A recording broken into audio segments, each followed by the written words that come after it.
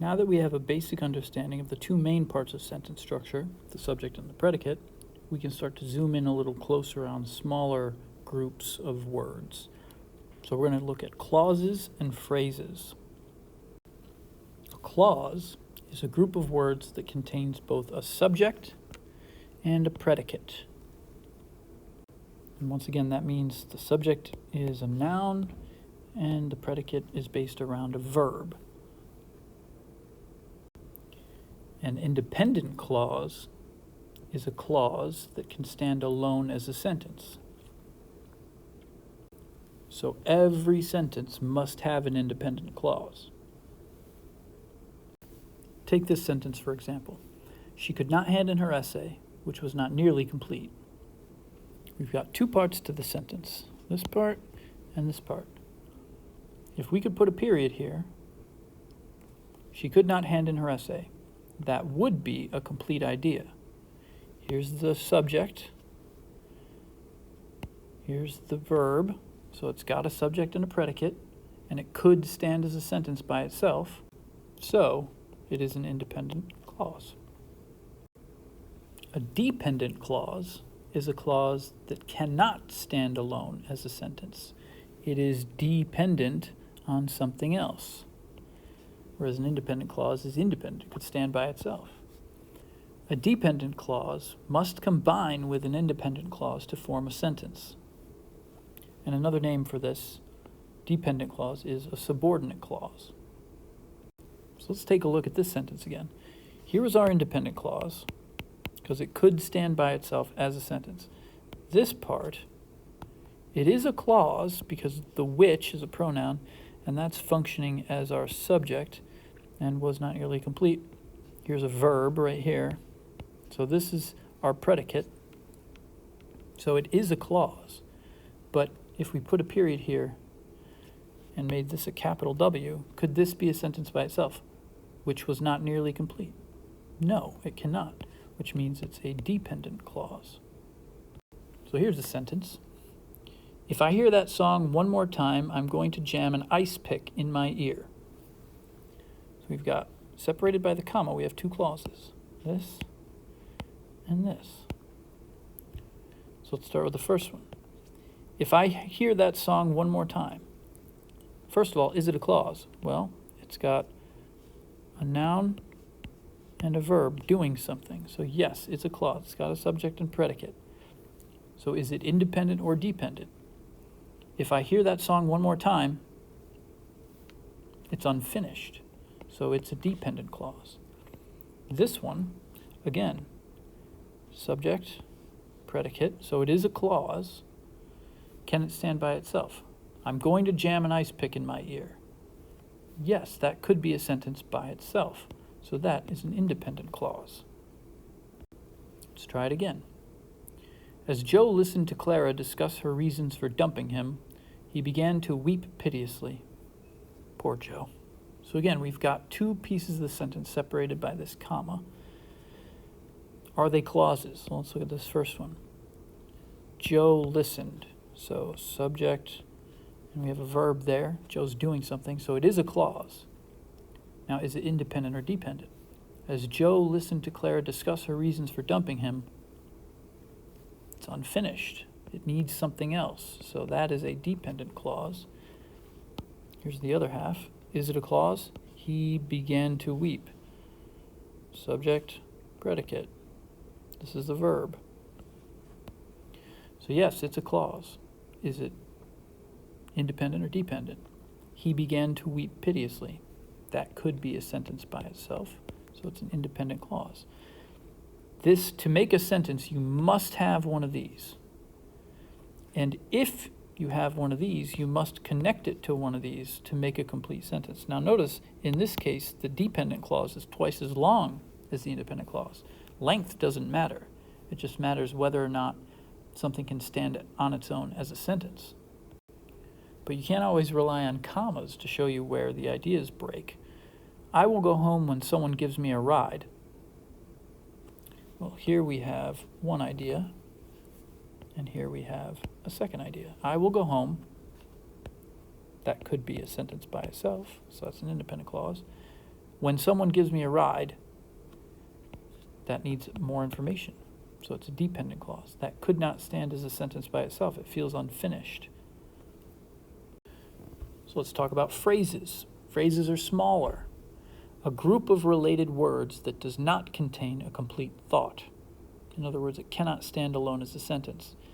And it doesn't have a subject and predicate, because that would make it a clause.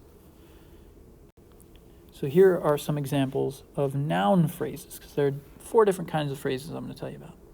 So these are noun phrases. My wonderful grandmother baked cookies for me. This is a noun phrase because it's built around a noun.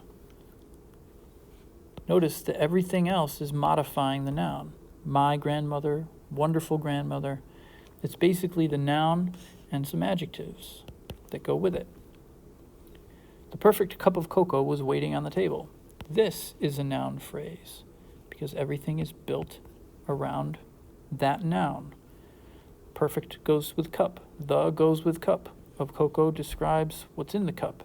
Everything's going back to the noun. If a phrase is built around a noun, then it must be a noun phrase. With some effort, anyone can be a solid English student. This is a noun phrase because everything is built around that noun.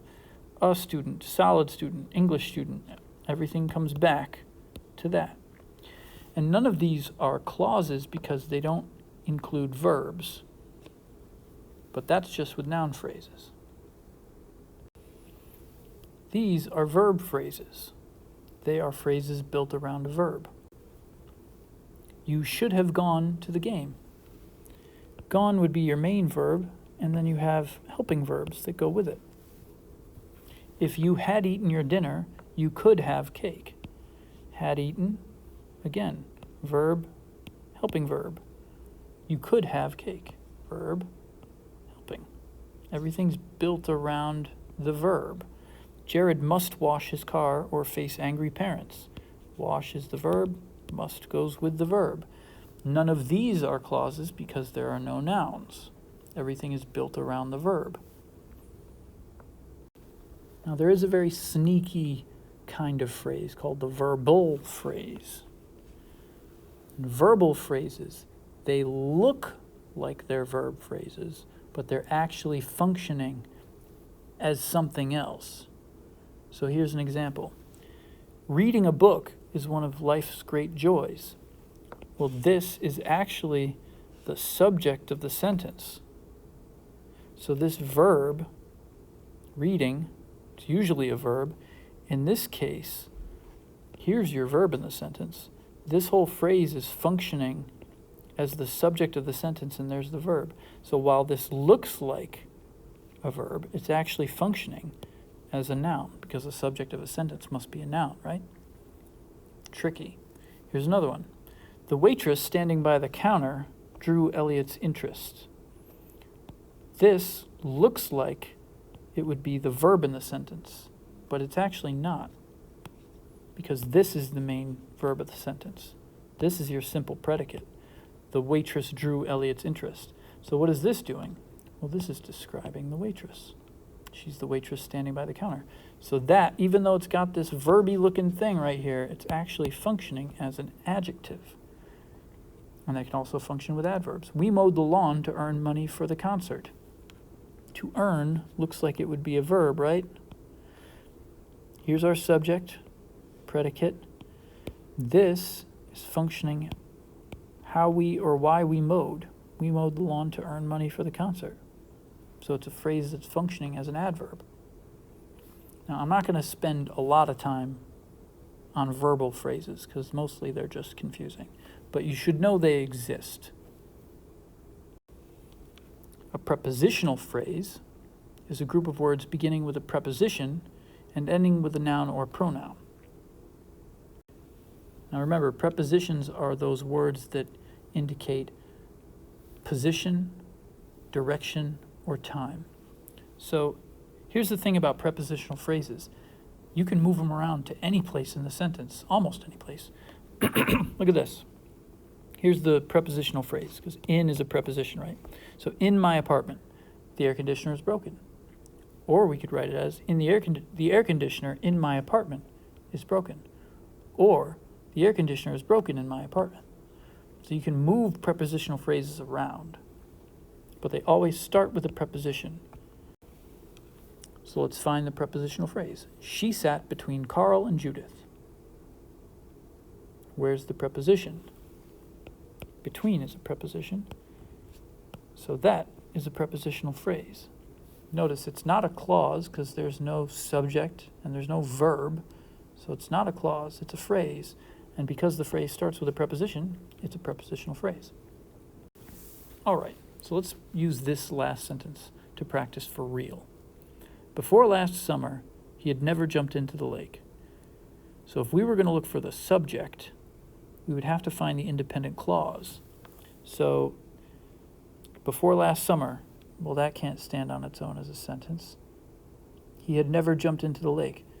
That can stand on its own as a sentence. So there's our independent clause, which makes this our subject, and this is our verb phrase, because it's a verb with helping verbs.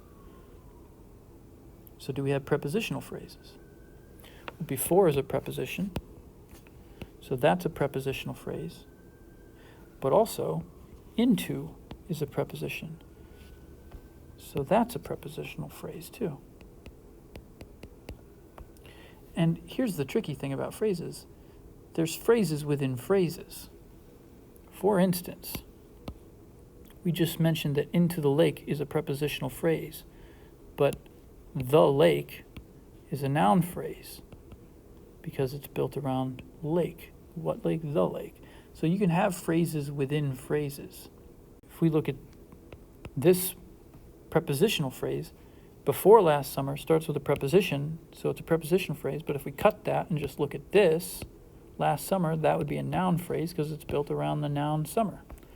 So you can have phrases within phrases. It's just how small do you want the parts of the sentence to be. Okay, that's all for clauses and phrases. Mindeman out.